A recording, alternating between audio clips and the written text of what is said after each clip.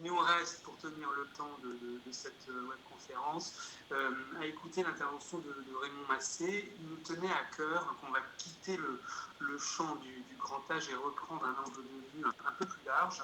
Il nous tenait à cœur d'avoir le regard sur ces questions d'un anthropologue qui est à la fois un anthropologue de la santé et de la morale, puisque vous l'avez vu tout au long des interventions, que ce soit dans l'intervention de Benjamin Pichot ou de Pascal Chanvert, et puis à l'instant de ce que Ève Guillaume disait à propos des rites funéraires et de l'accompagnement des mourants et des morts en période de Covid. Il y a une dimension anthropologique évidemment massive derrière ces questions, et il nous tenait à cœur que Raymond Massé puisse nous donner son sentiment sur ces questions. Je vous cède la parole. Merci encore de participer à cette webconférence.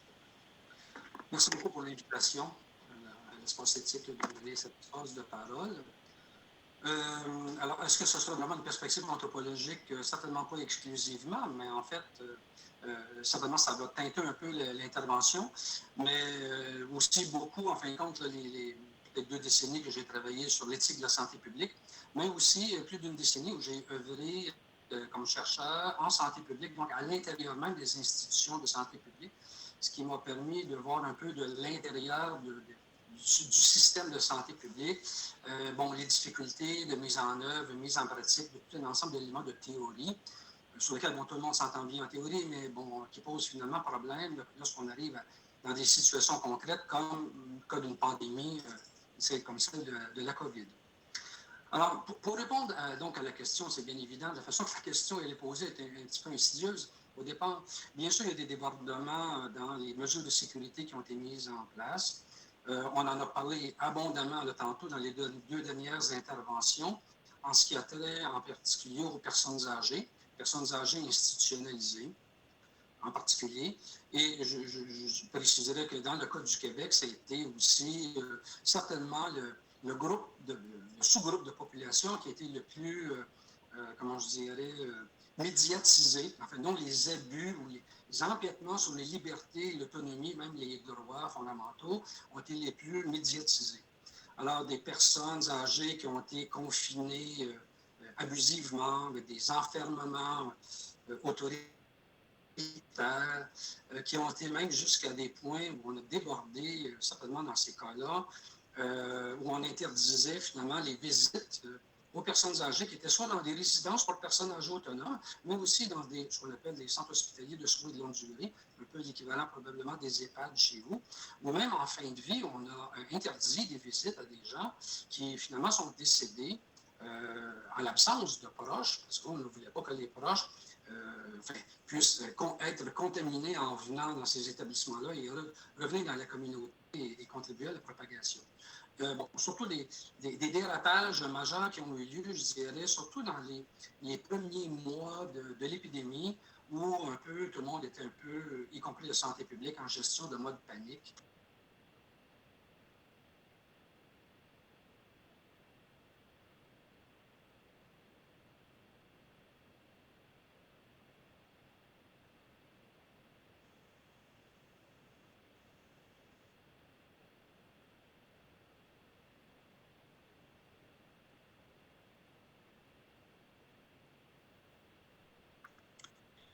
On ne vous entend plus. Je pense que votre son est coupé. Est-ce que c'est revenu, ça va? Est-ce que c'est bon le son? Oui, c'est bon. C'est bon. Oui, c'est bon. C'est bon le son? Je ne sais pas pourquoi ça l'a déconnecté, mais enfin, bon, bref. Alors donc, je disais qu'au-delà des personnes âgées qui ont été certainement le sous-groupe social qui ont été les plus fortement victimes d'empiètement sur leurs droits et libertés, mais il y a aussi évidemment toutes les mesures qui ont été dénoncées autour du port du masque, les mesures de distanciation physique, mais aussi des fermetures d'usines, des fermetures d'entreprises ou de bureaux qui ont été aussi préjudiciables non seulement à l'économie, mais aussi à des travailleurs qui étaient impliqués dans tout ça. Alors évidemment, il ne s'agit pas ici d'excuser inconditionnellement ces empiètements-là, mais on peut dire que, dans le cas du Québec, en tout cas, je pense que c'est un peu partout dans ce que j'ai vu un peu dans les pays industrialisés, la plupart de ces empiètements-là m'ont semblé, en fin de compte, justifiés. À part quelques exceptions, il y a eu des dérapages, comme je disais, des dérapages qui sont allés dans l'extrême, mais c'était moins des dérapages, et là, il faudrait faire le départage, moins des dérapages dans les guides d'action qui ont été proposés par les États que dans la façon dont ils ont été appliqués dans certains établissements. Là, c'est un peu plus compliqué. Alors, certains établissements avaient interprété les consignes du ministère de la Santé, par exemple, comme étant, bon, ils ont fait des interprétations, disons, extrêmement littérales de la chose. Ils sont allés beaucoup plus loin que qu'est-ce que le gouvernement ou même le législateur s'attendait à ce qui se passe. Alors donc, sans vouloir les excuser, il faut voir quand même qu'au préalable, avant même que l'épidémie s'installe, il y avait quand même des lois de santé publique qui existaient dans la plupart des sociétés occidentales, dans la très grande majorité des sociétés occidentales. Donc, des lois de santé publique qui incluaient aussi, évidemment, des mesures d'urgence, comme pour celles qui ont été déployées en cas de pandémie, et des lois de santé publique, donc, qui généralement ont été votées par la très grande majorité des partis au pouvoir dans les pays concernés. Donc, ce sont des lois de santé publique, on peut dire, qui ont été acceptées démocratiquement et qui ont été réfléchies, souvent des lois de santé publique qui ont été remises à jour aux 10 ans, peut-être aux périodes régulières. Donc, des lois de santé publique, généralement, qui sont à date et qui ont été réfléchies, nuancées, pondérées, et on a cherché un équilibre dans tout ça. En même temps aussi, il existait préalablement des codes d'éthique de santé publique, des codes d'éthique même appliqués directement à des cas de pandémie ou de gestion d'épidémie. Encore là, des codes d'éthique qui ont été peaufinés tout au long des années. Ça fait déjà plusieurs décennies que ces codes d'éthique-là existent. Ils ont été commentés, critiqués, ajustés, nuancés, équilibrés, etc. Bon, donc, on disposait déjà à la base de tout un ensemble d'outils démocratiquement et éthiquement élaborés, en théorie. Et évidemment, lorsqu'est arrivée la mise en pratique, évidemment, là, ça se complique un peu. Et là, on voit un peu, on va prendre la mesure des limites, en fin de compte, que ce soit de ces lois ou de ces codes d'éthique, même élaborés dans les meilleures conditions, on prend la mesure, en fin de compte, de leurs limites lorsqu'on arrive à des applications en situation d'urgence, en situation de crise, et avec aussi dans des sociétés où il y a des multiples paliers de décision, allant du ministère à des institutions, le ministère de la Santé ou le premier ministre ou le président de la République dans certains cas, et déclinant jusqu'au directeur d'établissement. Alors, c'est là un peu que les choses se corsent. Donc, écart un peu entre les balises légales et éthiques qu'on s'est données à l'avance et bon, la façon dont ils ont été appliqués. Et je pense qu'au lendemain de la pandémie, en fait, quand on aura le temps de prendre un peu de recul par rapport à tout ça, il faudra réfléchir, je pense, moins aux lois de santé publique elles-mêmes qu'au code d'éthique, parce que je ne crois pas qu'on va les faire bouger beaucoup, mais réfléchir beaucoup sur leur mode d'application, qui peut supposer effectivement une formation autant des professionnels de santé publique que des politiques ou que des administrateurs d'établissements, une formation sur qu'on ait intégré ces normes légales et ces normes éthiques-là pour essayer de baliser ou limiter au maximum les dérapages. Alors évidemment, en même temps, le débat aujourd'hui est présenté comme étant une réflexion sur un équilibre à trouver entre ces exigences de sécurité et les autres valeurs du soin, valeurs de la démocratie. Donc, personne ne peut être contre cette volonté de chercher un équilibre, bien entendu. Mais ce qui est surprenant, à mon avis, c'est moins les abus dans les mesures de sécurité. Il y en a eu, je pense que il n'est pas nécessaire d'y revenir vraiment amplement, mais c'est beaucoup la violence de leur dénonciation, en particulier par une fraction de la population, une fraction minoritaire de la population dans différentes sociétés, au Québec, en France, en Italie, en Angleterre, bon, aux États-Unis aussi, évidemment, mais une violence dans la dénonciation qui frise parfois le fanatisme, allant jusqu'à des menaces de mort à des directeurs de santé publique ou à des politiciens, voire à des premiers ministres, qui ne font simplement que renforcer un message de santé publique en faveur de la promotion du port du masque ou de respect des mesures de distanciation sociale. Alors, on peut se questionner pourquoi on en arrive à une telle situation.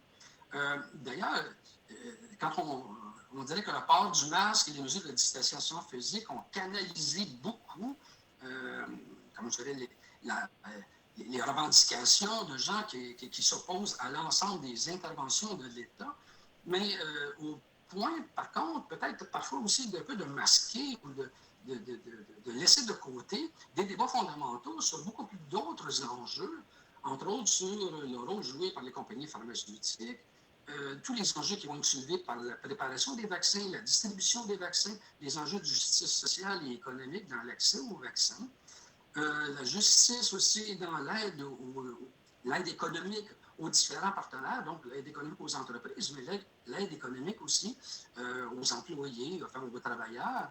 Comment être pondéré dans ces milliards d'euros et de dollars qui pleuvent maintenant pour essayer de restimuler cette économie-là? Quels sont les enjeux de justice sociale qui sont respectés ou qui ne sont pas respectés dans ce cadre-là? Enfin, je n'ai pas le temps d'énumérer plus longuement là-dedans, mais il y a énormément d'enjeux fondamentaux qui sont en lien autant avec le système de santé lui-même, avec le fonctionnement de la société globale, qui sont un peu mis de côté et qui sont mis de côté donc au profit d'une cristallisation des craintes et des revendications autour du masque et des mesures de distanciation sociale. Alors, ça m'apparaît un peu compliqué et débattable. Alors, donc, plutôt que de poursuivre pour moi ici le débat simplement sur les oppositions entre sécurité versus les droits et libertés individuelles, j'aimerais soulever quelques éléments de contexte qui permettent d'expliquer, ou enfin, donner des pistes d'explication sur les ressorts de ce genre de poudrière sanitaire qui soulève les passions dans les populations, au Québec, en France, mais dans plusieurs autres pays aussi. Alors, le premier élément que je voulais souligner ici, c'est l'élément de contexte, l'idéologie sanitariste. Bien entendu, on vit maintenant dans des sociétés où, et là, les sociologues de la santé, les anthropologues de la santé pourraient vous faire une historique de tout ça. Enfin, depuis un siècle, on a vraiment mis un accent important sur la santé, qui fait l'affaire aussi des compagnies pharmaceutiques, des lobbies, et aussi des lobbies du monde médical, hein, faut pas se leurrer aussi, où on a convaincu les gens de l'importance suprême de la santé par rapport aux autres éléments de la vie. Ça a été mentionné en introduction de la vidéoconférence aujourd'hui, mais bon, cette obsession-là de la sécurité, elle a des ancrages historiques. Ce n'est pas nouveau, ce n'est pas arrivé aujourd'hui. Progressivement, au fil des décennies, les gens en sont venus à placer la valeur santé comme valeur prioritaire par rapport au reste. Et les décideurs politiques qui doivent prendre des décisions, qui doivent gérer les pandémies, doivent composer avec une très forte majorité de la population qui font passer la santé bien avant toutes les autres valeurs, même bien avant leurs droits fondamentaux et leurs libertés fondamentales. Évidemment, il y a une partie de la population qui résiste à ça, mais il faut quand même prendre conscience qu'une majorité de la population a été, en guillemets, formatée, bon, dont pourrons parler d'aliénation sanitariste, mais ils ont été préparés, conditionnés à, sans porter de jugement de valeur là-dedans, parce qu'on peut très bien être en faveur de cette priorisation accordée à la santé, mais la réalité est qu'une forte majorité de la population est en demande de sécurité, est en demande de protection, entre autres par rapport aux institutions de santé publique et par rapport aux autorités de santé en général. Et donc, ils sont en demande d'un certain paternalisme. Et même dans certains cas, en demande d'un paternalisme fort. Évidemment, en éthique, on va souvent départager deux types de paternalisme. Un paternalisme doux, c'est-à-dire donc des mesures de soutien à des citoyens qui ne souhaitent pas se voir contaminés. Hein. Ils sont prêts donc à accepter des contraintes et tout ça, volontairement. Bon, ça. Et un paternalisme fort qui implique l'imposition de normes, entre autres par rapport au confinement, distanciation sociale, le port du masque, etc. Même en dépit de la non-collaboration souhaitée de la part d'une partie de la population. Et dans le cas de la COVID, évidemment, on est dans une quête d'équilibre entre ces paternalismes doux et paternalismes forts Mais l'idéologie sanitariste milite beaucoup plus en faveur d'un paternalisme fort, parce que les gens, pour la protection de leur propre santé et la santé de leurs proches, leurs parents et leurs enfants, sont prêts, semble-t-il, à faire des concessions importantes au plan économique et au plan aussi de leurs droits et libertés. Alors, les pouvoirs politiques doivent composer, ce sont d'ailleurs une majorité de leurs électeurs qui poussent dans cette direction-là, ils doivent composer avec cette force politique. Donc, une demande fortement exprimée de la population pour être protégée. C'est probablement plus vrai encore dans les sociétés social-démocrates, beaucoup moins fort aux États-Unis, par exemple, où on a une forte partie de la population qui est viscéralement opposée à tout pouvoir centralisé, à tout pouvoir de l'État quel qu'il soit, même si c'est dans le but de les protéger. Bon. Mais dans les sociétés social-démocrates, avec le général, l'État sera vertement critiqué s'il ne met pas en place toutes les mesures qui vont assurer la sécurité sanitaire. Donc, il y a une demande d'un paternalisme fort et qui ira même jusqu'à critiquer fortement l'État, à responsabiliser les autorités, entre autres de santé publique et politique, en cas d'échec de ces mesures de sécurité-là. On va leur reprocher de ne pas avoir réagi assez rapidement ou assez fortement ou de façon suffisamment musclée. Alors donc, l'État se retrouve dans une situation d'avoir arbitrer entre des groupes sociaux fortement insécurisés face à leur santé et des défenseurs inconditionnels parfois des droits et libertés. Autre élément de contexte, la perte de confiance dans les experts et dans les savoirs experts. Les savoirs sur lesquels ces experts-là vont se reposer. Leur autorité était mise à mal aujourd'hui pour justifier légitimer, si on veut, les restrictions aux droits et libertés. Alors, c'est clair que oui, excusez-moi, cette autorité-là des savoirs experts et des expertises en général, elle est critiquée, remise en question. Elle est d'abord fragilisée, je pense, par l'utilisation parfois abusive de ces experts de santé publique par la politique.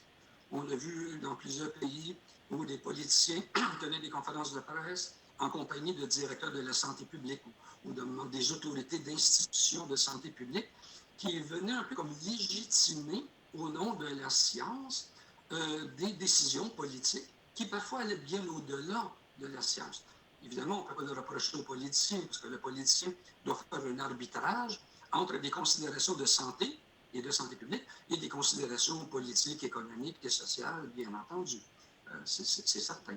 Mais il y a quand même eu dans l'usage qui a été fait peut-être parfois abusivement de ces experts, comment je dirais, une brèche qui s'est ouverte et qui les a fragilisés aux yeux de l'ensemble de la population. Mais surtout, probablement que le plus grand impact, la plus grande source de facteurs de mise en œuvre des savoirs experts, c'est évidemment le populisme, les savoirs populaires et le complotisme, évidemment, et la critique radicale de toute autorité, autorité de la science, autorité des faits, autorité évidemment des expertises. Et là, évidemment, les réseaux sociaux, entre tout ce qui est sur Internet, en général, ont joué un rôle majeur aussi dans la fragilisation de ces savoirs experts-là.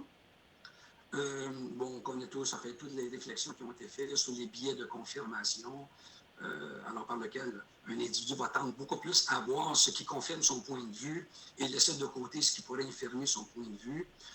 Les biais de surconfiance qui ont été analysés beaucoup par les psychologues, le fameux effet Dunning-Kruger, par exemple, et par lequel on voit qu'il y a un rapport, comme je dirais, une proportion inversée.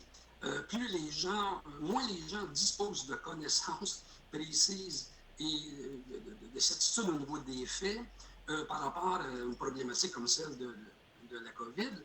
Donc, moins forte sera leur expertise, plus fort, plus musclés et revendicateurs seront leurs propos, alors qu'à l'inverse, plus les gens seront experts dans leur domaine, plus ils seront nuancés et prudents dans leur affirmation en disant, on parle plus en termes de probabilité, en termes de risque et tout ça, et avec des nuances en mentionnant que l'état des connaissances est un état temporaire, évidemment toujours en évolution, etc., et que les conclusions qu'on peut arriver aujourd'hui, elles sont valides aujourd'hui et pourront être mises en cours dans les semaines qui viennent, surtout dans le cas de la COVID, avec une évolution extrêmement rapide des connaissances et des informations de ce niveau-là.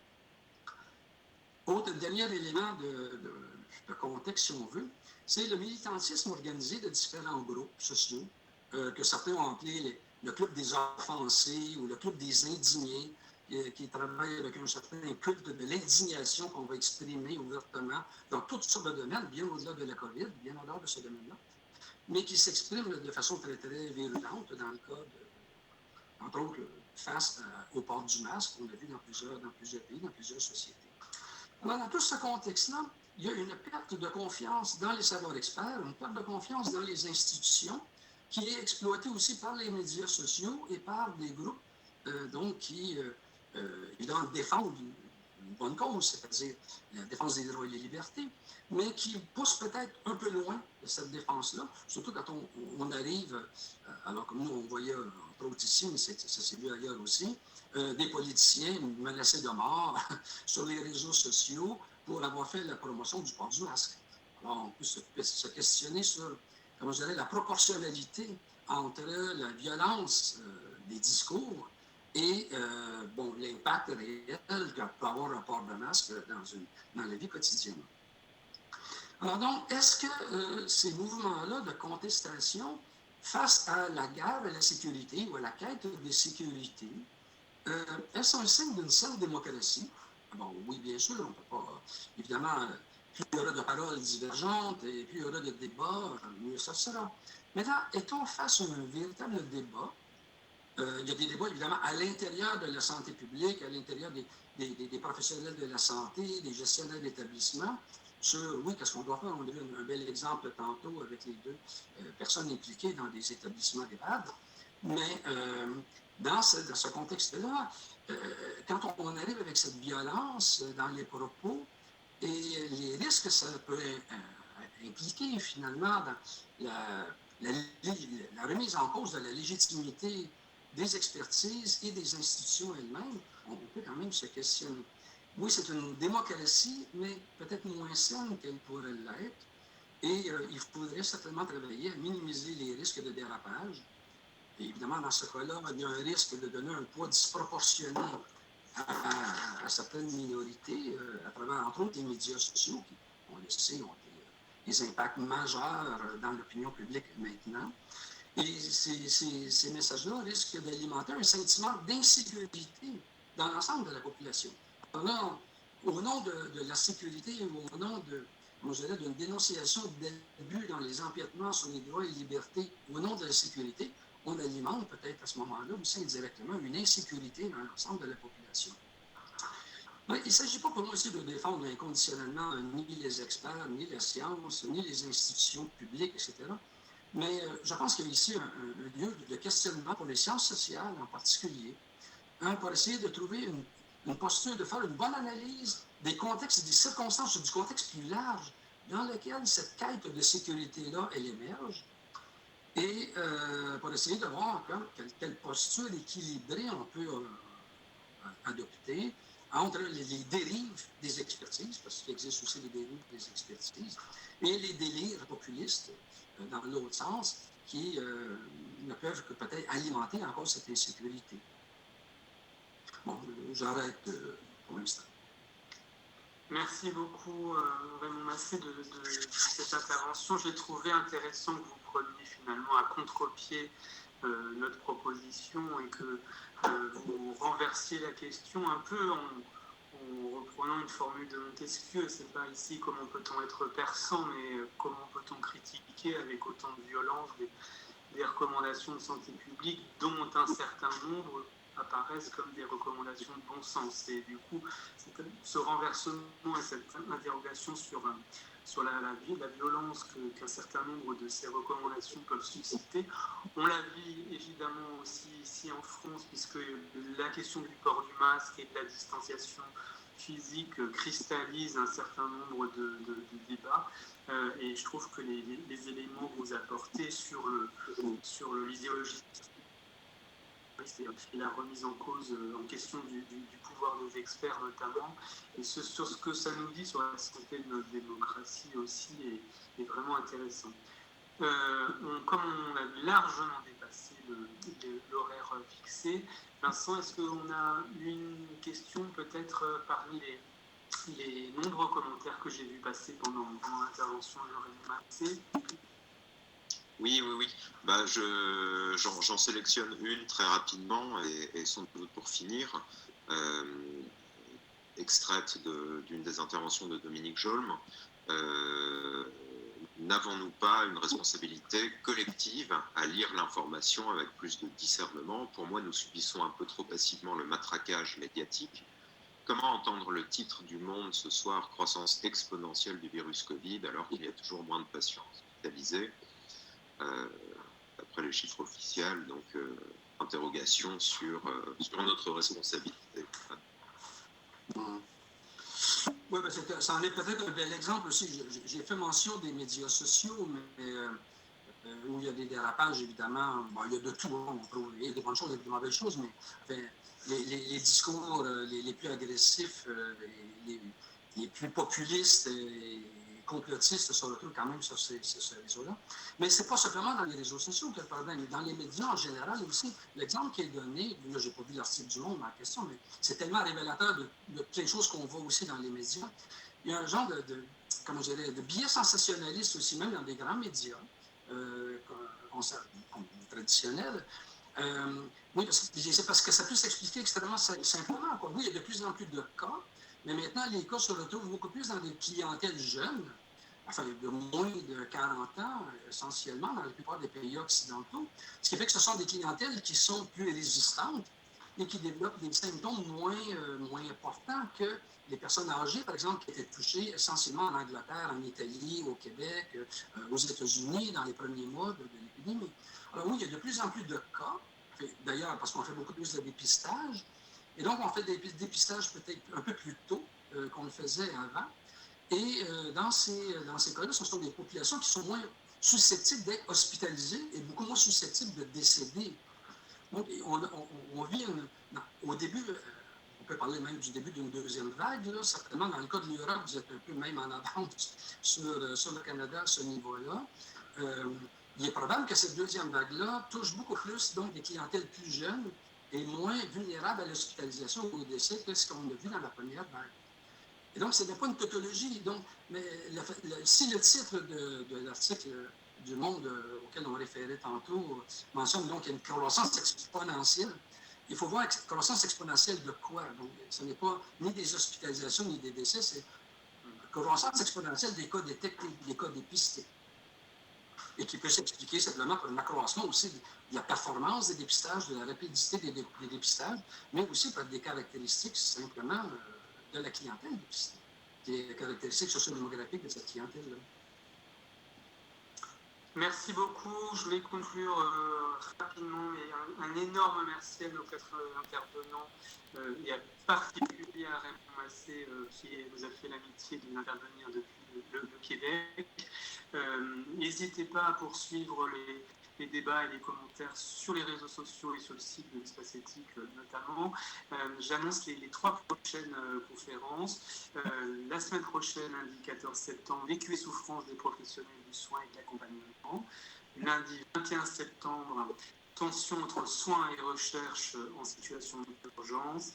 Lundi 28 septembre, qu'est-ce qu'une information transparente et loyale en temps de pandémie? Voilà, on espère que ces échanges vous ont intéressé. Je trouve personnellement que ça permet de prendre un peu de distance, de hauteur et de profondeur sur ces questions.